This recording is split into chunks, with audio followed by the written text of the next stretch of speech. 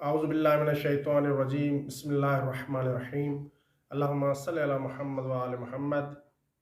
مومنین کرام، جیسا کہ ماہ مبارک ربیع الاول رواں دواں ہے اور اس مبارک اور بابرکت مہینے کی ایک خصوصیت یہ بھی ہے کہ اس مبارک اور بابرکت مہینے کی 17 تاریخ کو یعنی 17 ربیع الاول کے دن رحمت للعالمین نبی حضرت محمد مصطفیٰ صلی اللہ علیہ وآلہ وسلم کی ولادت بسعادت ہوئی۔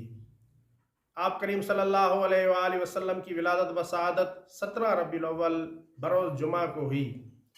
جس زمانے میں آپ کریم صلی اللہ علیہ وآلہ وسلم کی ولادت بسعادت ہوئی اس وقت نوشہروان عادل کی حکومت تھی اور عام الفیل کا پہلا سال تھا۔ اسی طرح 17 ربیع الاول سن 83 ہجری کو رسول خدا صلی اللہ علیہ وآلہ وسلم کے جانشین فرزند رسول امام جعفر صادق علیہ السلام اس دنیا میں تشریف لائے۔ چونکہ اس دن دو عظیم ہستیاں اس دنیا میں تشریف لائیں، لہٰذا 17 ربیع الاول کے دن کے مخصوص اعمال ہیں۔ مومنین کرام کو چاہیے کہ یہ اعمال ضرور انجام دیں۔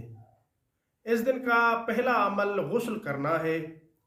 اس دن غسل کرنے کی بہت زیادہ فضیلت ہے، لہٰذا 17 ربیع الاول کے دن غسل کرنا چاہیے۔ اس دن کا دوسرا عمل روزہ رکھنا ہے، اور اس روزے کی اتنی فضیلت ہے کہ جو شخص 17 ربیع الاول کے دن روزہ رکھتا ہے اللہ تعالیٰ اسے 1 سال روزہ رکھنے کا ثواب عطا فرماتے ہیں۔ اس دن کا تیسرا عمل رسول خدا صلی اللہ علیہ وآلہ وسلم کی زیارت ہے۔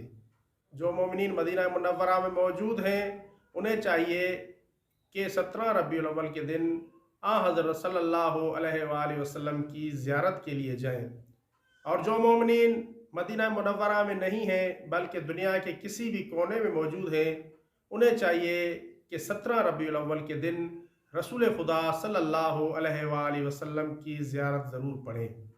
17 ربیع الاول کے دن کی ایک 2 رکعت نماز بھی ہے، اور اس کا طریقہ یہ ہے کہ ہر رکعت میں سورہ حمد کے بعد 10 مرتبہ سورہ قدر اور 10 مرتبہ سورہ اخلاص کی تلاوت کریں، اور پھر سلام نماز کے بعد مصلی پر ہی بیٹھے رہیں، اور ایک دعا جو کتاب زاد المعاد میں بیان ہوئی ہے اس دعا کو پڑھیں کہ اس کا بھی بہت زیادہ اجر و ثواب ہے۔ دعا ہے کہ اللہ تعالیٰ بحق محمد و آل محمد ہمیں تعلیمات آل محمد پر چلنے کی توفیق عطا فرمائے۔ وما علینا الا البلاغ المبین۔